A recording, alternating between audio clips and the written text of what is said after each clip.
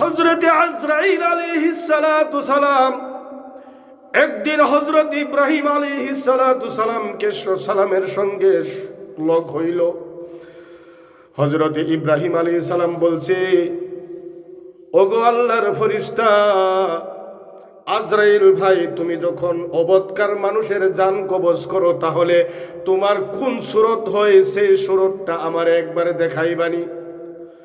হযরত আজরাইল বলছে, হুজুর, হে আল্লাহর বন্ধু ইব্রাহিম, হে খলিল, ওগো আল্লাহর বন্ধু, যখন অবৎকার মানুষের জান যেই সময় আমি কবজ করি, ওই সময়ের মধ্যে আমার যে সুরতটা হয়, যে সুরতটা আমি ধরি, এই সুরত যদি আপনি দেখেন তাহলে আপনি সহ্য করতে পারবেন না।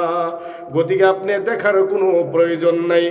ইব্রাহিম আলাইহিস সালাতু সালাম বললেন, ও আমার ভাই আজরাইল রে, আমি সেই সুরতটা দেখার জন্য আমার মনের মধ্যে খুব আগ্রহী হইছে।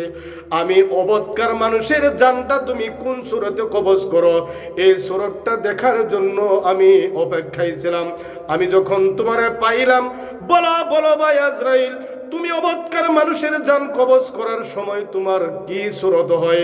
আমার ভাইয়েরা, যেগুলি মানুষ আল্লাহর নাফরমানি করেছিল, যেগুলি মানুষে নামাজ পড়ে না, যেগুলি মানুষে ফরজ রোজা ছেড়ে দিয়েছে, ফরজ হজ ছেড়ে দিয়েছে, আল্লাহর অবাধ্য চলে, দুনিয়ার মধ্যে বিভিন্ন ধরনের সুদ, ঘুষ, মদ, ভাঙ, জুয়া এবং কি যত খারাপ কাম করে অবৎকার মানুষের জান কবজ করার সময় যে অবস্থাটা হয় আজরাইলের, এই সুরতটা দেখার জন্য অনুরোধ জানাইল হযরত ইব্রাহিম আলাইহিস সালাতু সালাম। আজরাইল আলাইহিস সালাম বলছে, না, এই সুরত দেখলে আপনি সহ্য করতে পারবেন না, আপনি বেহুশ হয়ে যাবেন।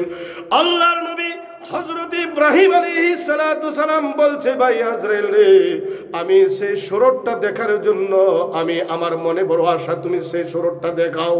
আজরাইল বলছে, তাহলে আমি বারবার যখন আমি আপনাকে ওই কথাই বলতেছিলাম, আপনি সহ্য করতে পারবেন না, বরদাস্ত করতে পারবেন না, তাও যদি আপনি বারবার আমাকে অনুরোধ করছেন, তাহলে আপনার চেহারাটা অন্যদিকে রূপ করুন, অর্থাৎ অন্যদিকে চাইন, আমি আমার সুরতটারে ধরতাছি।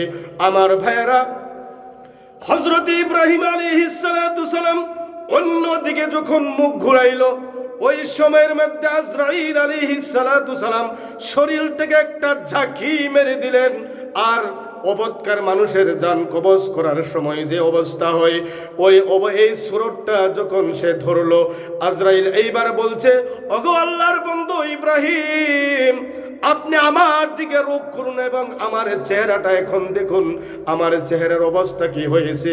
হযরত ইব্রাহিম আলাইহিস সালাতু সালাম যখন আজরাইলের দিকে নজর করলো, হযরত ইব্রাহিম বলছে, আমি লক্ষ্য করে দেখি গো, আজরাইলের এত ভয়ঙ্কর সুরত হয়ে গেছে, আজরাইলের চোখ এত বিশাল বড় বড় চোখ, লাল চোখ, আর তার নাকের ছিদ্র দিয়ে জাহান্নামের আগুন, জাহান্নামের ফুলকি বের হচ্ছে, তার মাথাটা হচ্ছে আসমানের ঠিকা লাগানো, আর জমিনের মধ্যে তার পা দুটা। এমন দৃশ্য, এমন বড় একজন ব্যক্তি আমার সামনে দাঁড়ায় গেল, তার হাতের নখগুলি বহু বিশাল বড় বড়, আর তাকের একটা একটা দাঁত হাতির মতন বড় বড়, আর তার শরীরের পশমগুলি এক একটা দুনিয়ার মধ্যে বড় বড় গাছ, বৃক্ষ আমরা দেখতে পাই, বড় বড় গাছের মতন এক একটা শরীরের পশম, তার এত লম্বা লম্বা আর এত মোটা মোটা তার শরীরের পশম, আর তার চেহারাটা এত ধূত কালো।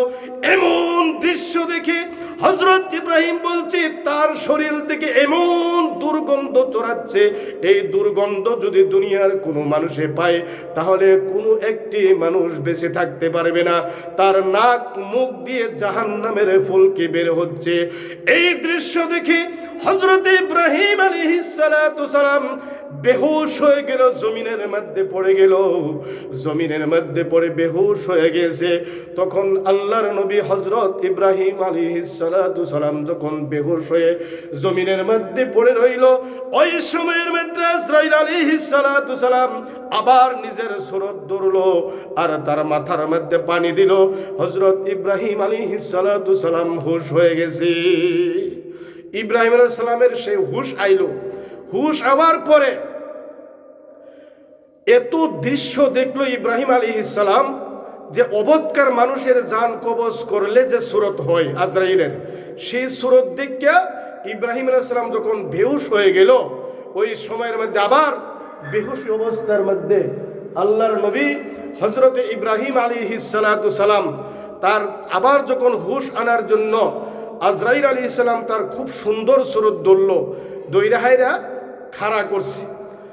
খাড়া করার পরে আল্লাহর নবী ইব্রাহিম জিজ্ঞাসা করলো, ভাই আজরাইল, তোমার এত খারাপ দৃশ্য, তোমার মৃত্যুর সময়, অবৎকার মানুষের মৌতের সময় যে তোমার সুরতটা হয়, যে ভয়ঙ্কর সুরত হয়, তুমি যদি আর কোনো কষ্ট না দাও, তাহলে তোমার সুরত দেখি, তোমার চেহারা দেখি যে মানুষের ভয়ে যে কষ্টটা হবে, এটাই তো মানুষের জন্য বহুত বড়। আরো কোনো কষ্ট আছে নাকি?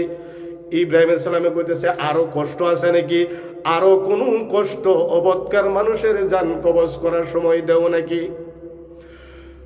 আল্লাহর ফেরেশতা হযরত আজরাইল আলাইহিস সালাতু সালাম বলছে, ওগো আল্লাহর নবী ইব্রাহিম, শুনো,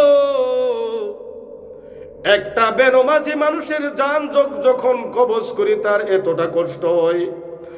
যদি কোনো একটা বকরি, একটা ছাগল, জিন্দা ছাগল গাছ যদি লটকায়া উগদাভাবে তার চামড়াটা ছিলানো হয়, এই বকরিটার যেমন না কষ্ট হয়, তার থেকে হাজার হাজার গুণে কষ্ট ওই বেনমাজি মানুষটার জান কবজ করার সময় হয়। শুধু তাই নয়, ওগো আল্লাহর বন্ধু শুনেন, একটা বেনমাজি মানুষের জান কবজ করার সময়ে তার এমন কষ্ট তার হয়, যদি একটা বিশাল বড় কাঁটাযুক্ত গাছের মধ্যে একটা তেনা পাতলা কাপড় পেঁচায়া 7-8 জন যুবকে এই তেনার মধ্যে যখন ধরে, কাপড়টার মধ্যে ধরে যখন টান দে, তাহলে কি হবে? হযরত ইব্রাহিম আলাইহিস সালাতু সালাম বলছে, তাহলে তো ওই কাপড়টা ছিঁড়ে তার হাতে চলে আসবে।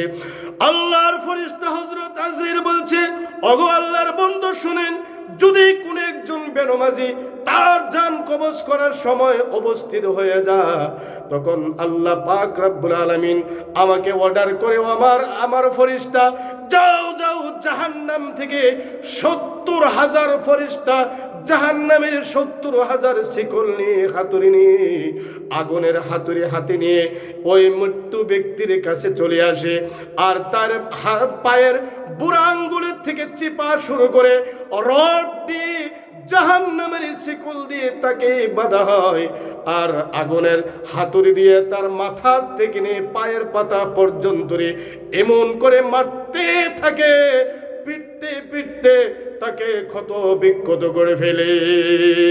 কইছে আজ হযরত ইব্রাহিম আলাইহিস সালাতু সালাম আবার জিজ্ঞাসা করলো, ভাই আজরাইল, মৃত্যুর সময় যে বেনমাজি মানুষের এই কষ্টটা হয়, এখন বলো দেখি, একজন ইমানদার মানুষের জান যখন কবজ করো, তাহলে তোমার কি সুরত হয়, আর তখন তুমি কিভাবে তার জানটা কবজ করো?